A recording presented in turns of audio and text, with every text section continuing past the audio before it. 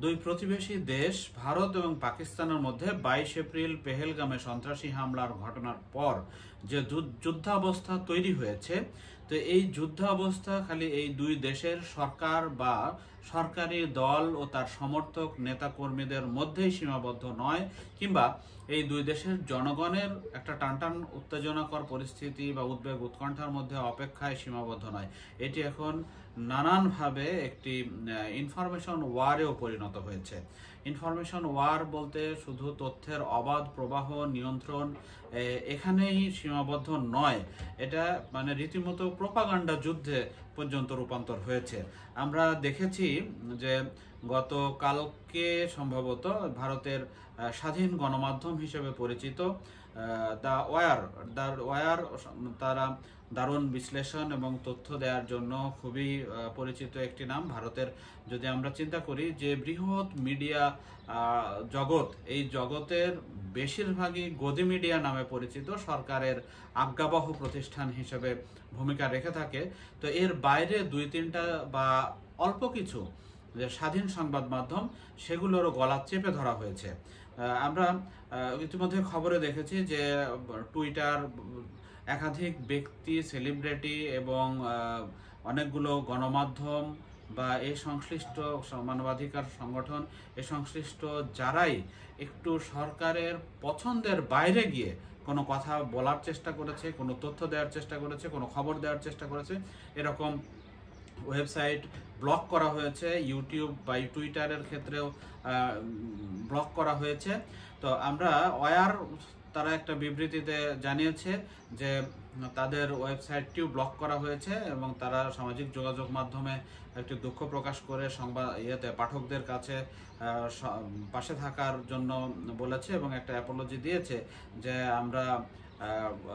আমাদেরকে স্বাধীন সাংবাদিকতায় বাধাগ্রস্ত করা হয়েছে, যেটা সাংবিধানিকভাবে ভারতের সাংবিধানিকভাবে স্বীকৃত যে অধিকার, তার বরখেলাপ।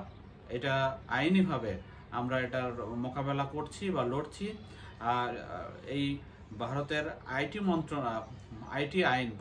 আইটি আইনের আওতায় এটি করা হয়েছে। এর বাইরে আমরা দেখেছি দ্য টেলিগ্রাফ তাদের নিউজ নামিয়ে নিতে বাধ্য হয়েছে। তা আমরা যদি এর আগে অবশ্য মাকতুব নামে একটি প্রতিষ্ঠান, সেটিও ফেসবুক পেজ এবং সামাজিক যোগাযোগ মাধ্যমে তাদের সরব উপস্থিতি আছে, তাদের ওয়েবসাইট ব্লক করা হয়েছে। তারাও এটার তীব্র প্রতিবাদ ও নিন্দা জানিয়েছে। ভারত সরকার যে ধারাবাহিকভাবে তাদের অবাধ তথ্য প্রবাহের বিরুদ্ধে দাঁড়িয়েছে, সেগুলোরই নজির। আমরা যদি দেখি যে এই ভারত উত্তেজনাকর পরিস্থিতি সংঘাত নিয়ে যে সমস্ত তথ্য মানে ভারতীয় মিডিয়ায় ছড়ানো হচ্ছে এবং সামাজিক যোগাযোগ মাধ্যম পরিসরে দেখছি, এখানে অপতথ্য, ভুল তথ্যর অবাধ ছড়াছড়ি। আমরা দেখেছি যে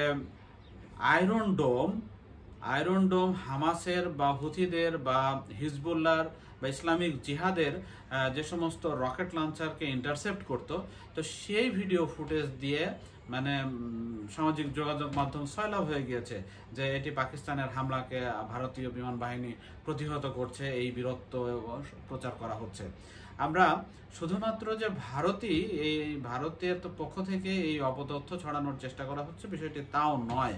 আমরা গতকালকে কি পরশুদিন CNN এর সাথে সাক্ষাৎকারে পাকিস্তানের মন্ত্রী তিনি বলছেন যে আমরা ভারতের 5টা যুদ্ধ বিমান সাইজ করে দিয়েছি।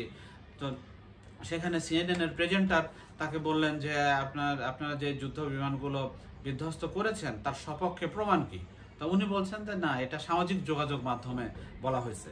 তো এটা খুবই হাস্যকর বিষয় যে সামাজিক যোগাযোগ মাধ্যম একটা সূত্র, উনি সরকারের শীর্ষ পর্যায়ের একজন ব্যক্তি, ওনার কাছে প্রমাণ হচ্ছে সামাজিক যোগাযোগ মাধ্যম। তো সামাজিক যোগাযোগ মাধ্যম তো অপতথ্য, ভুল তথ্যের একদম ডিপো বলা যায় এবং সেখানে যে কেউ যা খুশি লিখে দিতে পারে, এটা তো অবাধ সুযোগ। ফলে মানে দুই পক্ষেই নানান ধরনের ভুল তথ্য ছড়ানোর চেষ্টা আমি দেখেছি এবং শুধু মানে আন্তর্জাতিকভাবে এটা বিবিসিও বেশ বড় মানে একটি প্রতিবেদন বিবিসি ভেরিফাই করেছে, সেখানেও বিবিসি দেখিয়েছে যে লাখ লাখ ভিউ হচ্ছে এরকম মানে ভুল তথ্য বা অপতথ্য। আমরা যদি মানে এটা ভারত বা পাকিস্তানের ক্ষেত্রে তো বলি, এই যুদ্ধ নিয়ে বাংলাদেশি মিডিয়াতেও অনেক ক্ষেত্রেই ভুল তথ্য চলে আসছে। আমরা প্রথম আলোকে দেখেছি যে 2019 সালের ছবি 2025 সালের এই যে গত 2-3 দিনের ঘটনা বলে ছবি সহ প্রতিবেদন ছাপা হয়েছে প্রথম আলো অনলাইনে। যদিও এটা পরে সামাজিক যোগাযোগ মাধ্যমে বিষয়টা নিয়ে দৃষ্টি আকর্ষণ করা হলে বা বিষয়টা ছড়িয়ে গেলে এটি পরিবর্তন করে ফেলা হয়। আমরা ভিডিও গেমসের ভিডিও ফুটেজ সামাজিক যোগাযোগ মাধ্যমে ছড়িয়ে যেতে দেখেছি এবং সেটা বাংলাদেশি গণমাধ্যম বিশেষ করে আমার দেশ এটা নিয়ে মানে ভিডিও গেমসের ভিডিও ফুটেজ নিয়ে তারা কন্টেন্ট বানিয়েছে, নিউজ দিয়েছে। এমনি টেলিভিশন চ্যানেলও আমরা দেখেছি যে দেশের শীর্ষ টেলিভিশন চ্যানেল তাদের কন্টেন্টেও ভিডিও গেমসের ফুটেজ। ফলে এই পাকিস্তান ভারত যুদ্ধ শুধুমাত্র সামরিক অঙ্গন বা দুই দেশের রাজনৈতিক অঙ্গনই উত্তপ্ত হয়ে ওঠেনি, এটি ভুল তথ্য অপতথ্য ছড়ানোর যুদ্ধেও পরিণত হয়েছে, বিশেষ করে সামাজিক যোগাযোগ মাধ্যমে টুইটার, ফেসবুক এবং ইউটিউবে।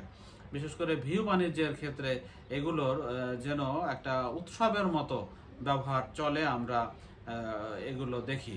তবে আমাদের অবশ্যই সামাজিক যোগাযোগ মাধ্যম ব্যবহার করার ক্ষেত্রে, তথ্য ছড়ানোর ক্ষেত্রে আমাদের আরও সতর্ক হওয়া উচিত।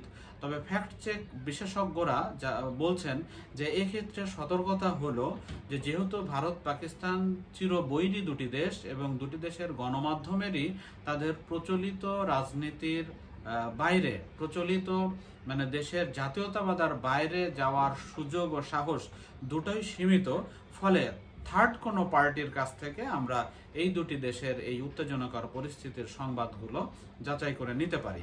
যেমন ধরেন আমরা যদি চিন্তা করি যে ভারতীয় গণমাধ্যম এবং পাকিস্তানি গণমাধ্যমে যে সমস্ত খবর আসে এই খবরগুলো আমরা নিশ্চিত হওয়ার জন্য আন্তর্জাতিক গণমাধ্যম যেমন বিবিসি, রয়টার্স, এএফপি, ব্লুমবার্গ বা আল জাজিরা, টিআরটি ওয়ার্ল্ড এ সমস্ত সংবাদ সূত্র ব্যবহার করতে পারি। অবশ্যই আমাদের যে কোনো উত্তেজনাকর পরিস্থিতিতেই আমাদের সংবাদ সূত্রের একটি গুরুত্ব দিয়ে সংবাদ সূত্রগুলো বিবেচনা করা উচিত। তাহলে আমরা নানান ধরনের বিভ্রান্তি থেকে রক্ষা পাবো। এবং সামাজিক মাধ্যমে আমরা কোনো পোস্ট বা কোনো লেখা বা তথ্য শেয়ার করার ক্ষেত্রেও সংশ্লিষ্ট সূত্রটা যথাযথভাবে গ্রহণ করে সেই সূত্রের বরাত দিয়ে বলা উচিত। সেক্ষেত্রে আমরা নানান ধরনের বিভ্রান্তি ছড়ানোর হাত থেকে আমরা রক্ষা পাবো, বেঁচে যাব।